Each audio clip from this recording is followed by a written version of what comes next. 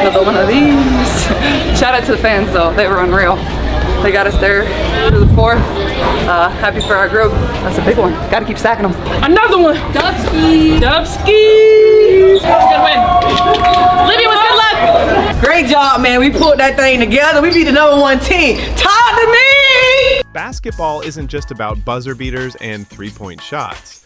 Sometimes it's about who's willing to stand up when things get dirty. Caitlin Clark has been elbowed, shoved, and knocked down during her rookie WNBA season. But this time, someone hit back, Sophie Cunningham. The Phoenix Mercury forward made headlines for stepping up in a way nobody expected by delivering a hard foul that led to her immediate ejection. But what really happened? Why did she do it? And what's she saying now after breaking her silence?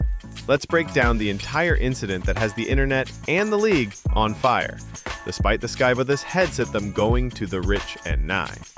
If you support the Fever, comment it down below CC and the Spice Queen Sophie.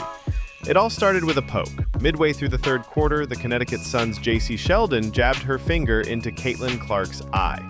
Intentional or not, it was the kind of moment that sends ripples through a game. Clark winced, the crowd gasped, and the refs? No whistle. Players glanced at each other, the tension? Instant. But that was only the spark. What followed was a firestorm. Less than 60 seconds later, Caitlin Clark was blindsided. Again. Marina Mabrey charged and shoved Clark violently to the hardwood. The Fever rookie tumbled, another non-call. Fans inside the arena erupted. Analysts began tweeting in real time. Even longtime WNBA watchers admitted something felt off. Referees assessed technical fouls, Clark, Mabrey, and Tina Charles were hit, but no one was ejected. And then came the reckoning. People have been waiting for this. If the refs are not going to do their job, the players are going to have to be the enforcers themselves. This game was chippy from the beginning, and the refs did not do their job. Jacy Sheldon pokes Caitlin Clark in the eye, and then Caitlin gets chucked to the ground by Marina Mabrey. And the Indiana Fever girls are just supposed to be like, yeah, no worries, no big deal. No one was ejected for that, but we're just going to play cool. No, finally someone was like, no, I'm going to stand on business. Late in the game, less than a minute on the clock, Jacy Sheldon took off on a fast break. That's when Sophie Cunningham intercepted her path and delivered a body blow that sent Sheldon crashing. The whistle blew. Flagrant 2. Cunningham didn't flinch. She knew what she'd done and why. The refs huddled, then made it official. Ejected. The arena exploded again. With mixed reactions, some fans cheering, others booing, Cunningham walked off the court without a glance back. But the league wasn't done. The next day, the WNBA dropped the hammer, but with surprising softness. Cunningham was fined. Marina Mabrey's foul was retroactively upgraded to a flagrant 2.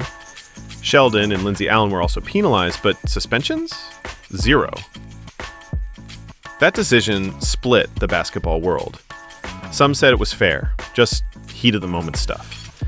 Others, including former players and media members, slammed the league for not protecting its stars.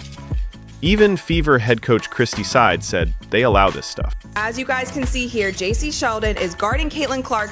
She swipes her in the eyeball. Caitlin Clark nudges her off because Jacy stays in her face. And then Tina Charles runs over and is kind of wagging her finger in Caitlin Clark's face. And then Marina Mabrey comes out of nowhere and chucks her to the floor.